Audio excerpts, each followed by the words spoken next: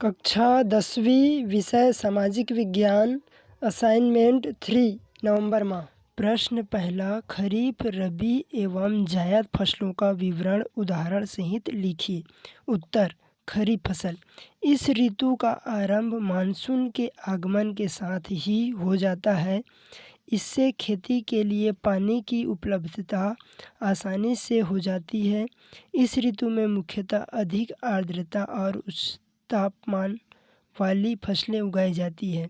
इस मौसम की फसलों के उदाहरण हैं धान, मक्का, ज्वार, बाजरा, तुअर, मूंग, उड़द, मूंगफली आदि। रबी फसल। खरीफ समाप्त होते ही रबी की खेती शुरू हो जाती है, जो पूरे शीत ऋतु तक चलती है।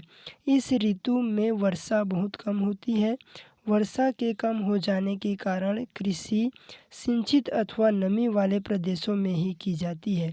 रबी की प्रमुख फसलें गेहूं, जौ, सरसों, अलसी, मसूर, चना, मटर आदि है। जायद फसल। शीत ऋतु के बाद इस ऋतु का आगमन होता है। इसे गर्मा कृषि भी कहते हैं। इस मौसम में वर्षा नहीं होती, इसलिए केवल उन्हीं भागों में खेती की जाती है जहां सिंचाई की पर्याप्त सुविधा उपलब्ध है। आमतौर पर इस मौसम में नदियों किनारे, झील के निकट, निम्न मैदानों के सिंचाई सुविधा युक्त भागों तक ही फसल का क्षेत्र सीमित होता है। इसमें उच्च तापमान सहने वाली फसलों का उत्पादन होता है। इस मौसम की प्रमुख फसलें खीरा, ककड़ी, तरबूज, सब्जियां आदि हैं। प्रश्न दूसरा, रूस में 1905 से 1940 के बीच लोकतंत्र के विकास की समीक्षा कीजिए। उत्तर, रूस में 1905 से 1940 के बीच लोकतंत्र के विकास को निम्नलिखित चरणों में रेखांकित किया जा सकता है। पहला, 1905 में ड्यूमा की स्थापना। 1905 तक रूस में क्रांतिकारी दलों का गठन हो चुका था। मजदूर अपने काम के हालातों के विरुद्ध और लोकतंत्र के लिए हड़ताल करने लगे। इसी समय हुए गोलीकांड के बाद दबाव में जार को ड्यूमा संसद की घोषणा करनी पड़ी। इसके बाद चुनी हुई संसद ड्यूमा की स्थापना हुई, लेकिन इसके चुनाव की पद्धति ठीक नहीं थी। यह पूर्ण रूप से लोकतांत्रिक संस्था नहीं बन सकी। इस पर जार एवं अभिजात्य वर्ग का नियंत्रण बना रहा। दूसरा, 1917 की क्रांतियाँ, जारशाही का पतन।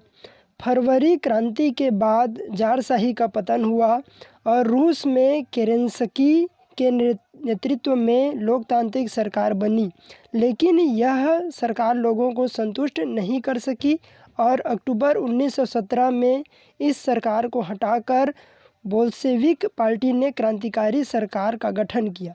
इसके बाद शांति संबंधी और जमीन संबंधी ऐलान किए गए। जमीन किसानों में बांट दी गई। उद्योगों व बैंकों का राष्ट्रीयकरण किया गया। तीसरा, औद्योगिकरण एवं समूहीकरण। 1928 के बाद रूस में देशी संसाधनों एवं पूंजी का प्रयोग करके नियोजित आर्थिक विकास की योजना का क्रियान्वयन किया गया। धीरे धीरे रूस में बड़े उद्योगों का विकास होने लगा।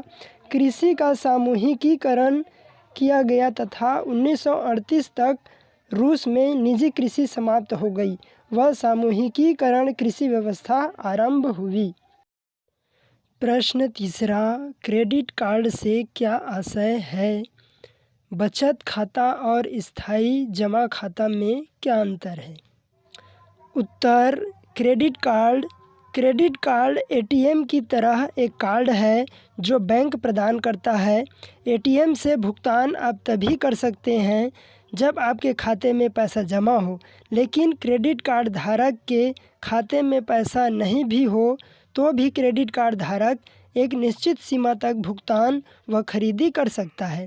बाद में उसे वह पैसा क्रेडिट कार्ड जारी करने वाली कंपनी को भुगतान करना होता है।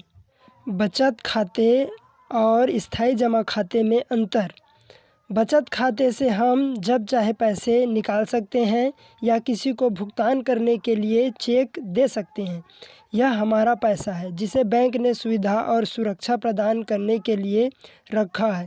बैंक हमें यह वचन देती है कि मांगने पर यह पैसा हमें हमेशा उपलब्ध रहेगा, इसलिए इसे मांग जमा कहा जाता है। इस राशि पर बैंक 4% वार्षिक की दर से ब्याज देता है।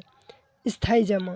स्थायी जमा एक निश्चित समय सीमा के लिए बैंक के पास जमा रहता है। इस समय सीमा से पहले हम यह पैसा नहीं निकाल सकते हैं। इस जमा पर बैंक अधिक ब्याज प्रदान करता है।